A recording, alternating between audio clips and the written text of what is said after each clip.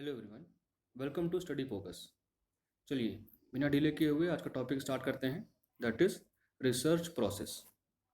इन सारे स्टेप्स को हम वन बाय वन डिस्कस करेंगे। So the first step is defining the research problem. सबसे पहले क्या है कि आप किस बारे में रिसर्च कर रहे हैं, आप उस क्वेश्चन को सबसे पहले डिफाइन करते हैं कि रिसर्च आपकी किस टॉपिक पे की जानी है। अब यहाँ पे कुछ ऐसे पॉइंट्स ध्यान देने वाले होते हैं कि जो आप रिसर्च कर रहे हैं, जिसके बारे में रिसर्च कर रहे हैं, उस टॉपिक पे किसी और ने पहले से रिसर्च तो नहीं कर रखी है, और अगर की भी है तो आपको वो फैक्ट्स वहाँ से उठाने हैं जो कि वो प्रूव नहीं वहाँ पे हो पाए हैं, या फिर जहाँ पे लूप होल्स वो रिसर्च कैरी करती है। देख लेते हैं कैसे। It relates to the status of nature, it relationship between variables. Now as far as variables are concerned, दो तरीके के वेरिएबल्स हो सकते हैं आपके, dependent and independent. Dependent variables वो होते हैं जो कि किसी अदर फैक्टर्स पे या फिर किसी अदर वेरिएबल पे डिपेंडेंट होते हैं। जैसे मान लीजिए अगर कहते हैं कि height is dependent on age, या फिर हाइट आपकी एज के हिसाब से बढ़ती है, तो यहाँ पे क्या है, height will be your dependent variable and age will be your independent variable. So आपका बेसिक यहाँ पे यही कैटेगराइजेशन होता है कि किस तरीके से आप दोनों डिपेंडेंट और इंडिपेंडेंट वेरिएबल के बीच में रिलेशनशिप फाइंड आउट करते हैं। Next will be your reviewing of literature. As far as reviewing of literature is concern, यहाँ पे ये मतलब होता है कि उस रिसर्च के बारे में कितना आपको बैकग्राउंड इंफॉर्मेशन आप जानते हैं उसके बारे में। अब यहाँ पे लिटरेचर को रिव्यू करना इसलिए भी ज़रूरी हो जाता है क्योंकि आने वाले जब स्टेप्स में आप बढ़ते हैं आगे, तो बेसिकली आपको अपने रिसर्च को जस्टिफाई करने के लिए वहाँ पे लिटरेचर के द्वारा एक बेस तैयार मिलता है। क्योंकि अगर आपको उसके बैकग्राउंड के बारे में पता नहीं होगा, अपने रिसर्च के बैकग्राउंड के बारे में पता नहीं होगा, देन आप वहाँ पे आगे जाके you will not be able to justify your findings, आप अपनी फाइंडिंग्स को जस्टिफाई नहीं कर पाएंगे। देखिए यहाँ पे क्या लिखा हुआ है, a brief summary of should be written down. It is compulsory for a research worker writing a thesis for a PhD degree to write a synopsis of topic and submit it to the necessary committee or research board for approval।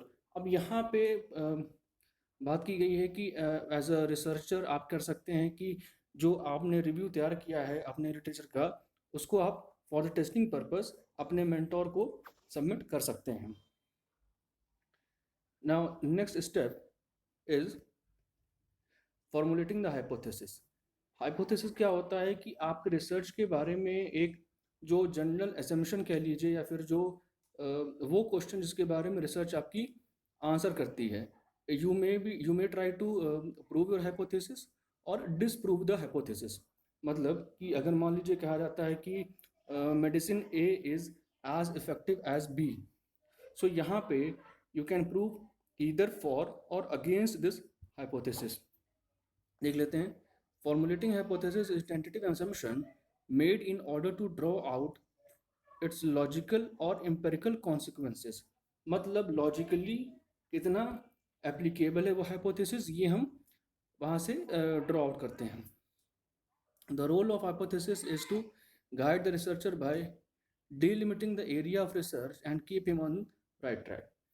Hypothesis कैसा होना चाहिए, अब आपका यहाँ पे भी कुछ factors आते हैं कि your hypothesis should be very clear और बहुत ही प्रिसाइज होना चाहिए। ऐसा ना हो कि हाइपोथेसिस कहीं ना कहीं आपके आगे जाके आप अपने हाइपोथेसिस को प्रूव करने से वहाँ से जैसे डेविएट कर जाएं अपने रिसर्च से।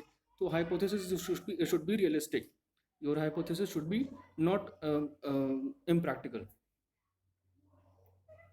Now moving further, next is your preparing the research design. Basically research design, अब आपका यहाँ पे क्या होता है कि basically you can go for any type of research, but depending upon your literature and depending upon your research question, आपकी research framework जो होता है वो भी अलग अलग तरीके का हो सकता है, like exploratory research, descriptive research, diagnostic research और एक्सपेरिमेंट रिसर्च। किसी भी तरह का आप वहाँ पे रिसर्च फ्रेमवर्क अपना तैयार कर सकते हैं depending upon your type of hypothesis and your research question. Next is your step 5, that is data collection.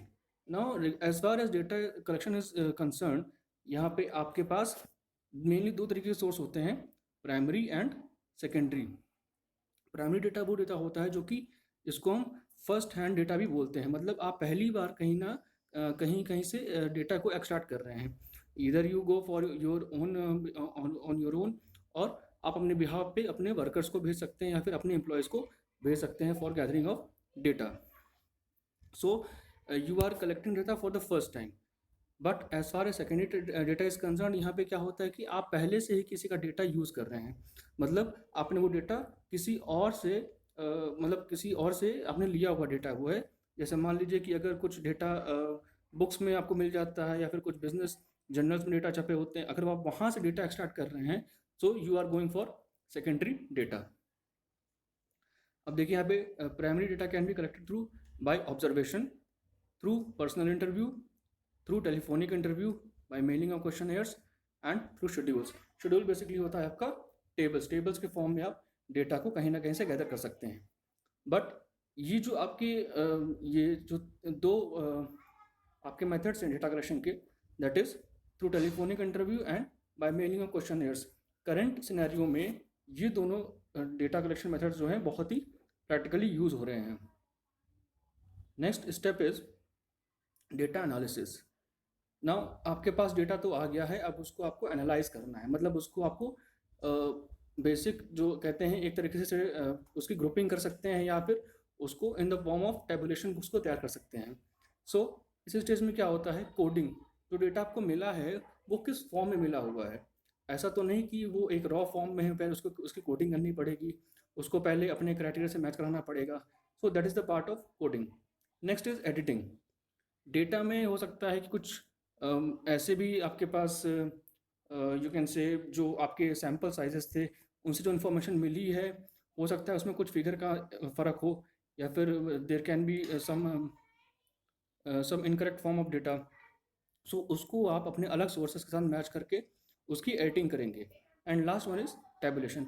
अब आपके पास एक परफेक्ट डेटा तैयार है, अब आप उसको टेबल के फॉर्म में या फिर as required on your research आप उसको उसी हिसाब से फॉर्मुलेट कर सकते हैं। And moving on to the last step, that is interpretation and report writing. अब आपके पास सारी चीज़ें तैयार हैं, now you are going for final conclusion, और जहाँ पे आप अपनी रिपोर्ट तैयार करेंगे और आपकी जो फाइंडिंग्स थी उसको आप वहाँ पे प्रेजेंट करेंगे। जैसे यहाँ पे researcher has to prepare the report of what has been done by him. यहाँ पे 3 स्टेजेस आपकी होती हैं basically, the preliminary pages, the main text and the end matter. जो आपकी रिसर्च रिपोर्ट बनती है वो बेसिकली लास्ट 3 स्टेप्स आपके यही होते हैं in case of report writing. So this was the shortest video as far regarding the process of research. I hope कि आपको क्लियर हो गया होगा। सो मिलते हैं नेक्स्ट वीडियो में। Thank you.